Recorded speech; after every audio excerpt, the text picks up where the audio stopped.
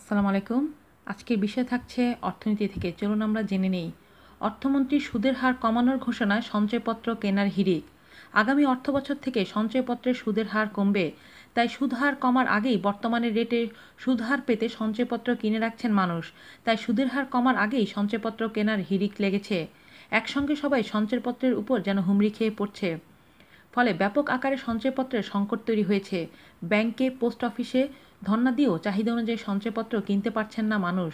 অভিযোগ রয়েছে ব্যাংক কর্মকর্তারাও সঞ্চয়পত্র বিক্রিতে কারসাজি করছে। তবে সংশ্লিষ্ট কর্মকর্তা বলছেন প্রচুর পরিমাণে বিক্রি হওয়ায় সঞ্চয়পত্র সরবরাহের সমস্যা হচ্ছে। একসঙ্গে এত চাহিদা তৈরি হয় সময়মতো ছাপা হয়ে আসছে না। দেশের মোট জনসংখ্যার বিরাট একটি অংশ নিম্নবিত্ত ও মধ্যবিত্ত। এই অর্থনৈতিক স্তরের মানুষের জীবনকে কিছুটা স্বাচ্ছন্দ্য ও নিরাপত্তা দিতেই সঞ্চয়পত্র নামে স্কিম সরকারের। আর এর বিপরীতে বাড়তি সুদের ভর্তুকিও দিচ্ছে সরকার। সাধারণ সমাজের সুবিধাবঞ্চিত অবসরপ্রাপ্তদের সামাজিক নিরাপত্তা দেওয়ার জন্য সঞ্চয়পত্র বিক্রির অন্যতম উদ্দেশ্য। জনগণের মাঝে সঞ্চয়ের মনোবৃত্তি গড়ে তোলাও সঞ্চয়পত্রের আরেকটি উদ্দেশ্য। এর মাধ্যমে জনসাধারণের কাছ থেকে সরাসরি ঋণ নেয় সরকার। বাজেট ঘাটতি পূরণের জন্য অভ্যন্তরীণ ডেউজের অন্যতম এই সঞ্চয়পত্র। ধানমন্ডির বাসিন্দা রফিকা মহসিন সোনালী ব্যাংকের এক শাখায় এসেছিলেন পারিবারিক সঞ্চয়পত্র কিনতে, কিন্তু চাহিদা মাফিক পাননি তিনি। ব্যাংক থেকে বলা হচ্ছে সরবরাহ নেই, তাই এখন দেওয়া হচ্ছে না। সঞ্চয়পত্র কিনে জীবন ধারণ করা মানুষের অনেকেই তার মতো দীর্ঘশ্বাস ফেলেছেন।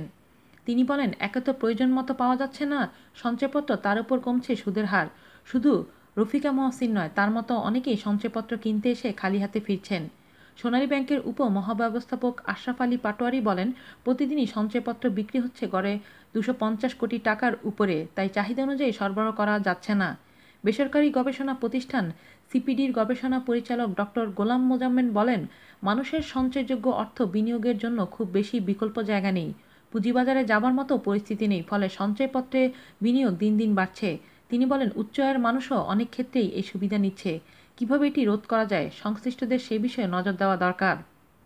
সঞ্চয়পত্রে সুদের হার কমানোর ঘোষণা দিয়েছেন অর্থমন্ত্রী আবুল মাল আব্দুল মুহিত। এ বিষয়ে প্রজ্ঞাপন হলেই নতুন সুদ হার কার্যকর হবে, তাই সুদের হার কমার আগেই সঞ্চয়পত্র কেনার হিড়িক লেগেছে। অর্থমন্ত্রীর ঘোষণা দেওয়ার পর থেকে মানুষ লাইন ধরে সঞ্চয়পত্র কিনছেন। সঞ্চয়পত্র বিক্রির সঙ্গে সংশ্লিষ্ট কর্মকর্তারা বলছেন, অর্থমন্ত্রীর ঘোষণার পর আগের যে কোনো সময়ের চেয়ে সঞ্চয়পত্র বিক্রি বেড়ে গেছে।